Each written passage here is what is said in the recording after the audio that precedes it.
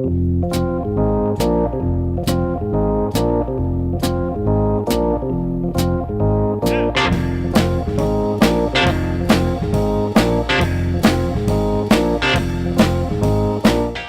to the Two Blokes Chatting radio show on 94.7 The Pulse.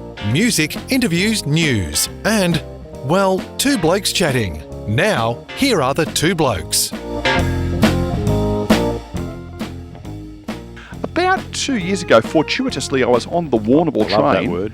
What? Train? Fortuitously. Fortuitously, I was on the train and I thought to myself, my goodness gracious me, that looks like Jane Curtis. And I went across and I said, excuse me, are you Jane Curtis? And she said, I think I am. You must be Neil Butler. And we've been in touch ever since. We thought Jane, being a Warrnamboolian, would be a good person to have on Regional Roundup. Good morning, Jane. Jane, hello. Earth to Jane. Earth to Jane. Jane, are you there? All the buttons are right here. That's working beautifully, isn't it? Something's not quite right. Hello, Jane, are you there?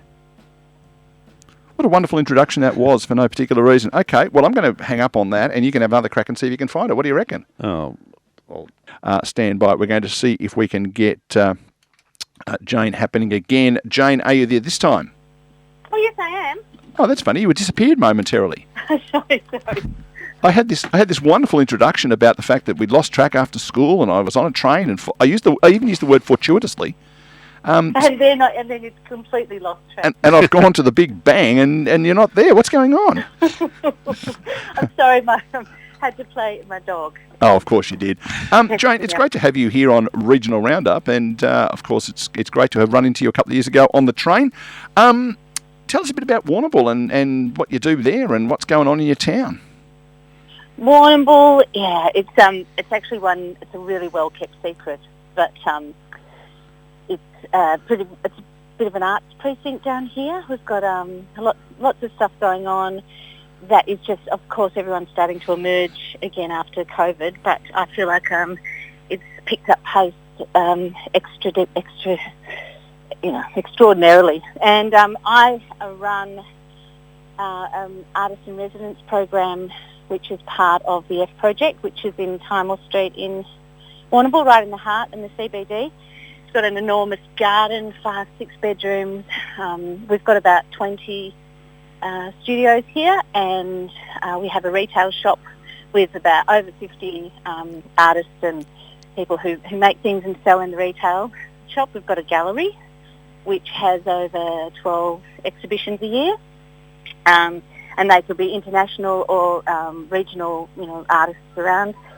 So it's we're just starting to get momentum again. It's pretty exciting. No, I have actually seen the aforementioned property, but I'm going to ask some questions as though I haven't. So do people actually come and live there for a period of time and do their art? Is that the idea, hence the resident thing? Yeah, we were running it just as an Airbnb, but we used to support, this pre-COVID, support local musicians and artists would come down with workshops. We also accommodate people to come and stay in it. But because we're not a government-funded organisation, we had to use it as an Airbnb. But it's taken on a new life now with a new direction with Artisan Residents coming from regional areas, national and hopefully in the not too distant future international, so they can come and have a space. They could be writers or poets, musicians, a full sculptors, a full gamut, and we would give them the Fletcher Jones Foundation sponsoring us an artist to come once a year at least for free. So that, then other people would come and pay to be here. Jane, Neil and I have talking earlier about the importance in our lives of sport and creating that sense of community that you can attach to individually, and so many cases of families coming together to share community spirit. I sense that although somewhat removed from a sporting environment, your world is very similar. It is actually. It's the word volunteer is something that is really strong within our community because it's a very team. It's about teamwork and community coming together with creating something that everyone can be proud of and the whole town really can enjoy. We've been reasonably quiet in that it's not known across Warrnambool what we're doing, but we're working on changing that because, for example, we've got an amazing garden which is right in the heart of town that people don't even know is there, and it's somewhere where people can come and sit and have their lunch or whatever, and we're looking to have that as a place where you can have gatherings and events, and we're having one coming up soon, but that's a fundraiser for us because we have hit hard times through COVID, but it's just it's definitely a team effort, I would say, this F Project community. So hit us with the details of the fundraising in case I forget later, because you and I, we're the same age and we're starting to forget things. So tell us about the fundraiser, when it is and how people can be involved. If you go to the website, it's going to be on our website at fproject.org.au, but it is on the 11th of December, and it's going from 3:30 till 9 o'clock. And we're going to have some music. It's just more of a community thing. We're going to be selling some cocktails and giving away some food, and just a place where people can meet up pre-Christmas and just relax and enjoy the garden. But anyone's welcome to come down and check out the gallery. And it's 11th of December.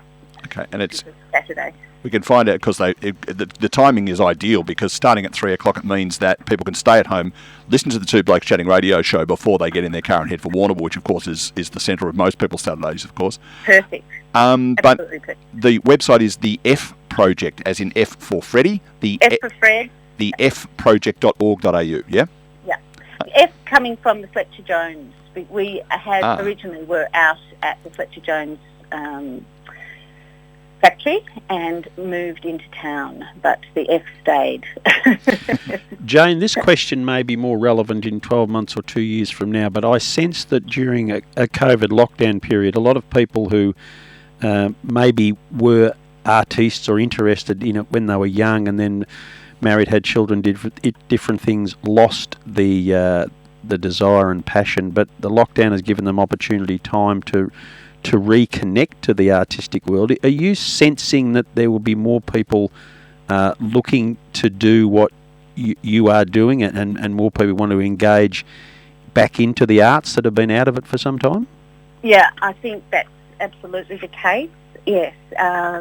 And people found, I found during lockdown, people either were, they couldn't function, they couldn't do anything creatively, or they were really prolific, each up to the individual. But at the moment, people really are starting to emerge and come out of their shells and actually maybe have thought about it and thought, that's what I've always wanted to do, now's the time to do it, there's no time like the present, and just get on with it. So yeah, it's definitely, epiphanies have been had, I think. Yeah, that's what I was thinking. Kind of wine, isn't it? No, that's porphyry. Sorry. But I think we've got a couple of musos that we are quite close to, and we spoke to them throughout the period that we've been talking about, and they've really struggled because of the inability to have live gigs, and that's how they make a dollar. I guess in the case of a lot of the artists that you're dealing with, it's not so much about making a dollar, it's more about expressing themselves creatively, but also a lot of the things that they do. I know as much about art as you do about footy, I think is probably fair to say, which is a great outcome of Don Bale High School's broad and diverse educational opportunities. But I think that there's a lot of artistic activities, painting, sculpture, the sorts of things you're talking about, pottery, that are best suited to doing by yourself anyway. So the lockdown would have helped in that way? Yes, though that was a long question, wasn't it? I go on a Monday, there's a teacher, Glenn Morgan, who has a class from 9 in the morning until 9 at night. And in that, of course, we couldn't do it during lockdown, but now people come in the morning, they might stay 3 hours. There's a group of people, it's an interaction I come in at about 5 o'clock.